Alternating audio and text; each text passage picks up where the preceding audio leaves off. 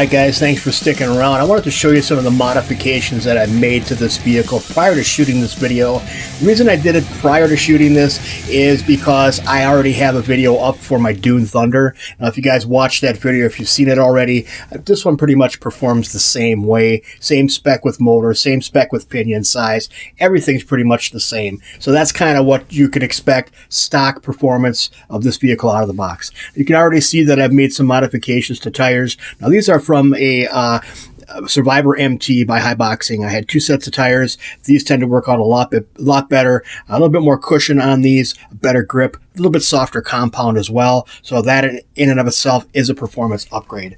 I've also gone ahead with this vehicle, guys, and made modifications to the suspension. So the drivetrain itself, I've made a modification to by purchasing the Haiboxing metal CVDs to go with the transmission. So I've got front and rear metal CVDs with this. These are available pretty much anywhere you buy these cars. Amazon.com has these, about $20 for a set of 4, 2 front, 2 rear.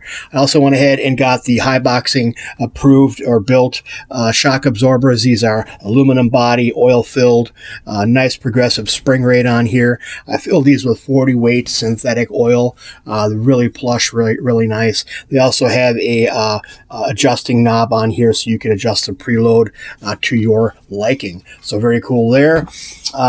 Just showing you the back real quick again. Same way with the back, shock absorbers and the CVDs on here. I made modifications also, guys, to the battery on this. Now, usually when I make a battery modification on a car, it's because it's running a lithium ion cell or it's running a nickel metal hydride, and I want to upgrade it to get a little bit more performance out of a LiPo battery. LiPo batteries by nature are just a little bit, if you want to use the word hotter, a little bit hotter when it comes to getting the power from the battery to the motor. So it just seems to give it a little bit of performance boost. There's really no room underneath the roll cage on the frame itself to mount a battery. So what I've done is kind of followed some of the design from the WL Toys buggies that have the battery mounted in the back, and I went ahead and I fabricated my own battery tray. Pretty easy to do. I save a lot of parts, old parts that I'm not using, chargers, stuff like that. So essentially what you're seeing on this tray right here is a back of one of these. Basically, I just took a hobby grinder, cut it. This is just a charger. And I cut the plastic off and drilled some holes, zip tied it in, took the grinder and ground some slots in here so I could run a battery hold down strap through. I went ahead and took another piece of plastic and hot glued it on the back here as kind of a stop so that battery doesn't slide underneath the car and onto the motor. But everything seems to work out really well. So if you got that ingenuity, if you can just took me 10 minutes to imagine and another 2 minutes to put together. So it wasn't really that difficult to do. I'm going to recommend to all new hobbyists out there, keep your parts. If you guys are into this hobby, you're starting to get in and you're doing modifications, keep the old stuff. You never know when you're going to need it. And this is just one such case right here. So that's how I've done that. And I actually have this battery hold down strap that I run through here.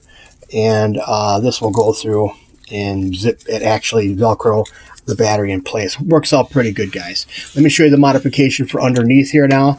Now, normally, in a lot of cases, what I would do is just cut the end off of here and then solder a Dean's connector on, or whatever connector I plan on using. For the most part, I will use Dean's connectors, these kind of T-style. Some people call them T-style connectors. For the most part, I will use that type. It's just universal, and they tend to work out pretty good for me. Some guys like them, some guys don't. That's my preference. So what I've done here, guys, is I had an old connector from another vehicle, and I forget which one it was, and I cut it off, and I modified that car a while back and saved the connector. So I've got a bin in a storage drawer full of different compartments, and I keep all this kind of stuff.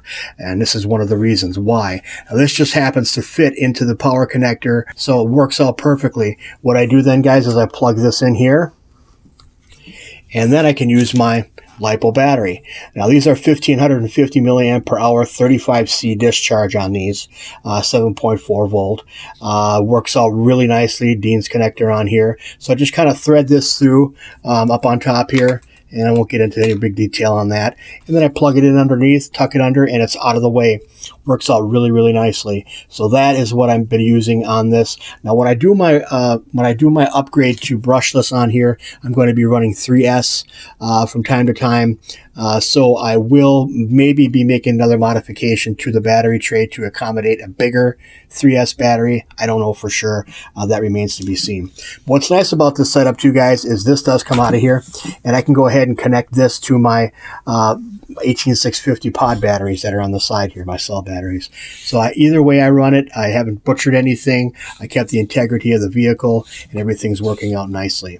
One other modification that I've done here, guys, that you can't see is I installed a 16-tooth pinion on the motor here.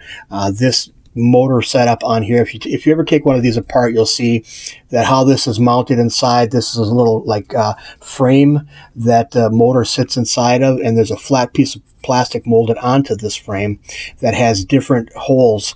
One will say 12, one will say 13, one will say 16. Well, you can modify what size pinions you want to use on the motor and not have to worry about setting your pinion lash, your pinion to spur gear lash. So no worries about mesh, no worries about that type of thing. It's all preset on here. Kind of nice to see that. But that's pretty much it for the modifications so far on here. The next one I'm going to be doing is going to be the brushless upgrade. I've already sourced the motor, the ESC, the receiver, and all that other stuff that I need to do this.